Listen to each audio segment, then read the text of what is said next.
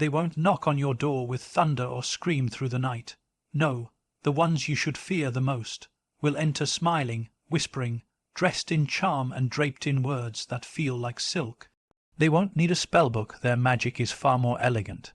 It begins with a compliment, just one. Delicate, disarming, delicious. And before you realize it, your soul is opening not because they forced it, but because they made you believe it was safe. That's how they work. They don't steal you. You give yourself away, slowly, willingly, under the illusion of being seen, adored, chosen, but every sweet word was a step closer to surrender. And tonight, I'll show you exactly how they do it. 7 compliments, carefully crafted, spoken like lullabies, yet meant to bind you without a single rope. The illusion of flattery, how they enter without knocking it, always begins with something soft. Not with fire, not with fangs, but with flattery. The kind that feels like warm honey on a cold soul. You won't even see it coming because it doesn't wear a warning. It wears a smile. The witch, whether cloaked in charm, beauty, or wisdom, doesn't burst into your life like a storm. She glides in like a breeze through a cracked window. And that breeze, it speaks. You're different. There's something about you. No one else sees what I see in you. These aren't just words, they're keys. Every compliment turns a lock in your spirit, slowly opening doors you didn't even know were closed. You think it's kindness. You think you've found someone rare. But in truth, you've only stepped into the oldest spell in existence, being admired. Because admiration is the gate. It tricks your mind into lowering its guard. You start to crave the praise, you wait for it, you begin to depend on it. And when they say, you're the kind of person this world doesn't deserve, you believe it, not knowing they've already begun to pull you out of the world you once knew. You're not falling in love. You're falling under influence. A compliment, when used as a weapon, doesn't stab. It seduces.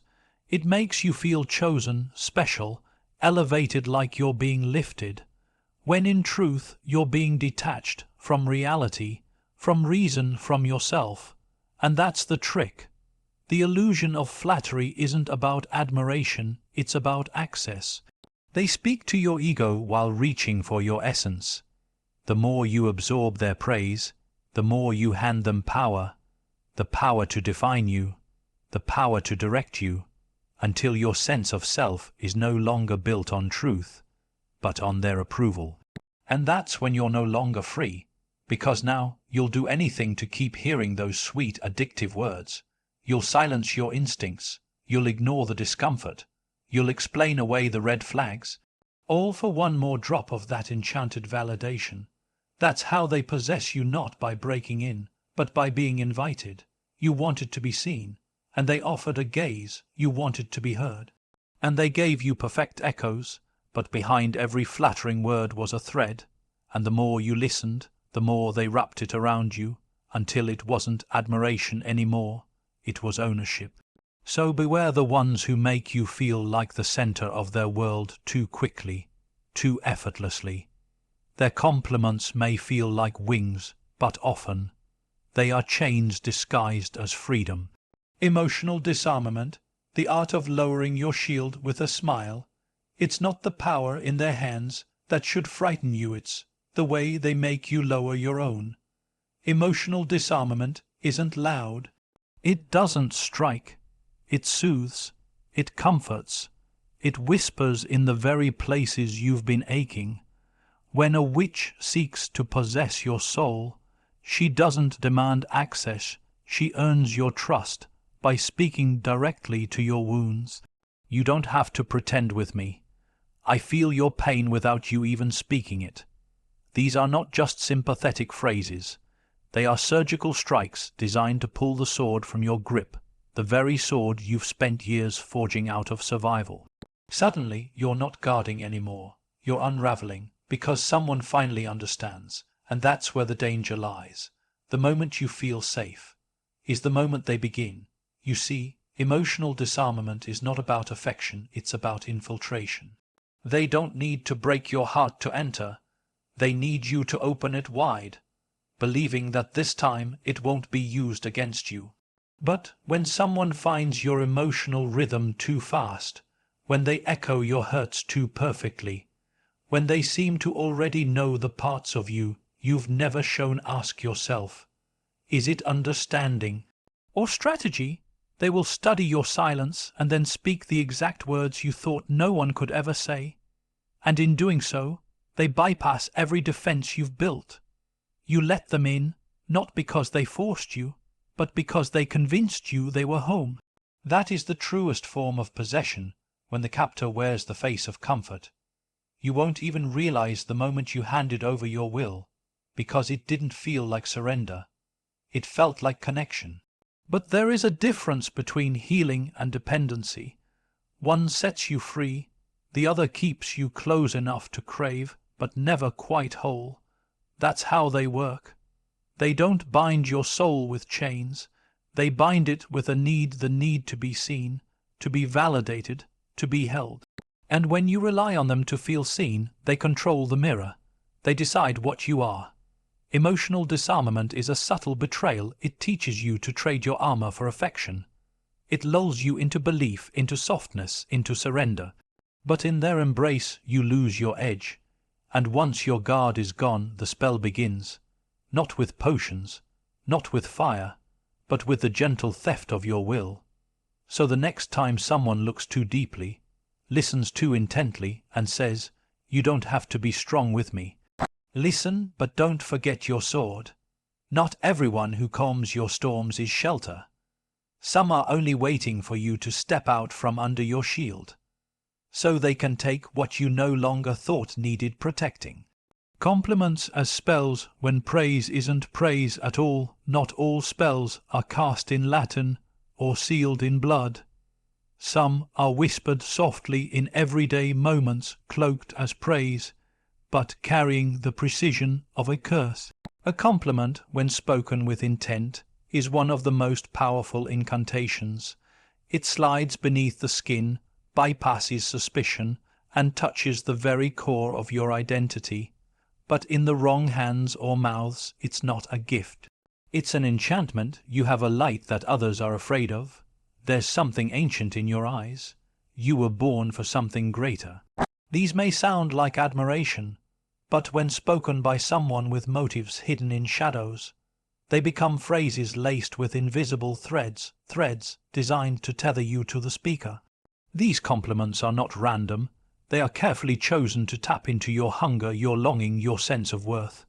They know you've been overlooked, underappreciated, unseen, so they dress their words to fit your voids, not because they care, but because they know that if they say what you've always wanted to hear, they can mold you into what they want you to become.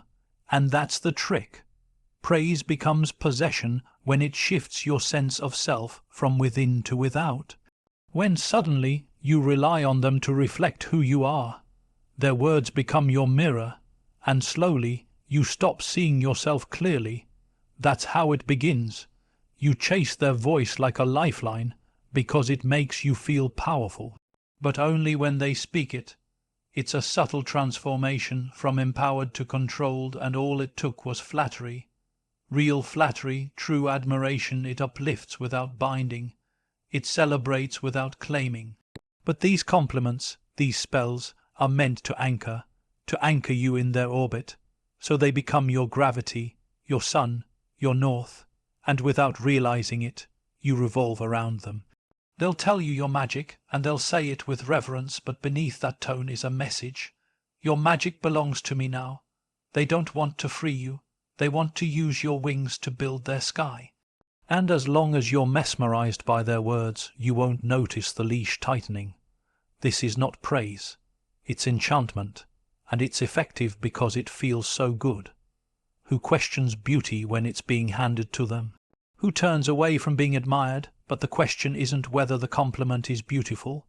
The question is, does it free you or does it claim you? Because words can be mirrors, or they can be chains. And when they use praise as a spell, they don't need potions or circles drawn in salt. All they need is your silence after the compliment, that small pause where your soul leans in. That's when the spell takes hold. That's when you stop standing on your own, and start dancing to their design. The mirror effect, they become exactly what you needed. They don't come as themselves, they come as you. That's the brilliance of the mirror effect. When a soul seeker wants entry, they don't force their way in. They study, they observe, they wait, and then, piece by piece, they reflect you back to yourself. You're not drawn to them because they're extraordinary, you're drawn because they seem familiar. They talk like you, think like you, hurt like you, but it's not coincidence, it's calculation. They become your echo, your shadow, your hidden self in living form, and the most dangerous part, it feels divine. Because when someone mirrors your wounds, your hopes, your quietest thoughts, it doesn't feel like manipulation. It feels like fate. You think, finally, someone who understands, but what you're really seeing is not understanding, it's mimicry. It's camouflage. They are learning your emotional language just well enough to speak it back to you with precision, with poetry, with power, and so their compliments are custom, fit. You think too deeply for this world. Your strength scares people who live small lives. I've felt the same things, but no one ever said it until now. These words hit differently, not because they're true, but because they're tailored. The mirror effect is not flattery, it's alignment. It makes you believe you've found your missing piece. But what you've found is your own reflection weaponized. And once you've bonded with that reflection, you start to trust them more than yourself. Because they feel like home, like destiny, like the universe finally giving you someone who gets it. But here's the twist, they don't actually exist, not the way you think they do. They are a projection stitched together by your own vulnerabilities. They've taken your silent fears and whispered them back as strength. They've memorized your story and retold it with just enough emotion to make you feel seen, but not enough sincerity to be real. You're not falling for them, you're falling for the version of you they've created in their presence. And that is the ultimate possession, when someone doesn't just enter your life, but becomes an extension of your identity. You laugh with them because they've rehearsed your rhythm. You cry with them because they've studied your silence. But the more you bond, the more you hand over, and suddenly your soul starts reshaping itself to match their gaze. Their approval becomes your compass. Their attention becomes your air. And when they begin to pull away, which they will, it won't feel like losing them. It will feel like losing yourself. That's the danger of the mirror. It reflects what you love most, and then, when it shatters, you're left picking up pieces of a self you never really knew without their eyes. So when someone sees too much, too quickly, with too little effort, ask yourself, are they truly connecting, or are they merely becoming what you've been craving? The cost of being understood too quickly, when the right words come too easily. There's something beautiful about being understood until it happens too fast. Until the words you've waited your whole life to hear are spoken by someone you barely know. You want to believe it's destiny, divine timing, soul recognition. But sometimes it's strategy. A carefully choreographed performance designed to slip beneath your skin before you ever see the mask. The truth is, not every connection is fate. Some are forged through mimicry, manipulation, and the dangerous art of saying all the right things at all the right times. I see through you. You don't even have to explain, I already feel it.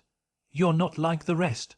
These words may feel sacred, but if spoken too soon, too perfectly, too fluently, they're not sacred. They're signals that someone is playing a part so well, you forget it is a part.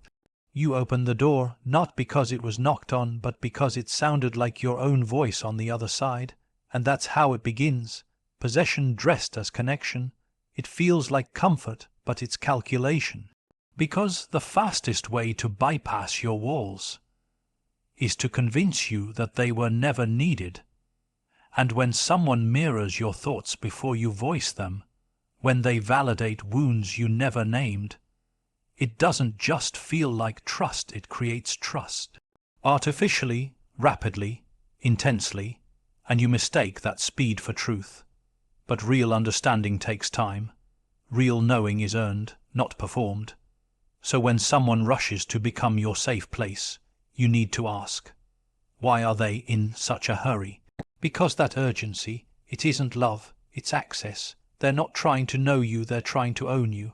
And the moment you surrender to that illusion, you're no longer in control, because now they speak for you. They finish your sentences, they predict your pain, and in doing so, they erase your voice while pretending to elevate it. The cost of being understood too quickly is steep. It's the erosion of your inner compass. You stop asking if something feels off because everything feels so right. You overlook inconsistencies because the connection feels magical. But magic, when counterfeit, always comes with a price, and in this case, the price is your discernment. When someone sees too much, too soon, and makes you feel deeply known without truly knowing you, it's not intimacy, it's influence, a spell, not cast with wands, but with words timed to perfection. And by the time you realize it, your soul has already started bending not in response to love, but to control wrapped in affection. So next time someone looks at you with eyes that claim to know your every scar before you've spoken, take a step back, because real recognition doesn't rush. And if they truly saw you, they'd honor your pace, not manipulate it. Because love waits, possession hurries,